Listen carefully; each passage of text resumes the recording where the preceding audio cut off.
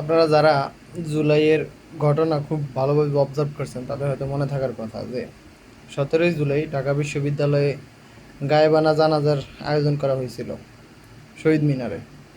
তো এই যে গায়েবানা জানাজা জানাজা টার্মটা হচ্ছে সম্পূর্ণ ধর্মীয় টার্ম, এবং এই গায়েবানা জানাজার আয়োজন করে একটা ধর্মীয় জনগোষ্ঠীকে অ্যাট্রাকশন করা হয়েছে।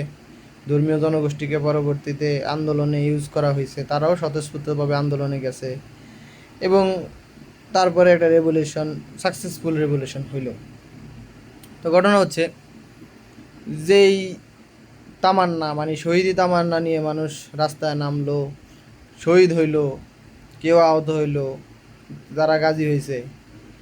গত বছরের 17 জুলাইতে যেই জায়গায় গায়েবানা জানাজা হইলো আজকে 14ই জুলাই, ওই একই জায়গায় জুলাই নামে কনসার্ট হচ্ছে।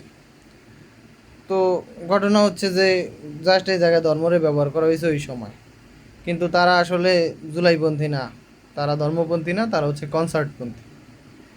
যে কোরআন শরীফের আয়াত আছে না, যে বিপদ কেটে গেলে মানুষ উৎফুল্ল হয়ে ওঠে, এরকম একটা আয়াত আছে। তো ওনারা হচ্ছে ওই রকম মানুষ।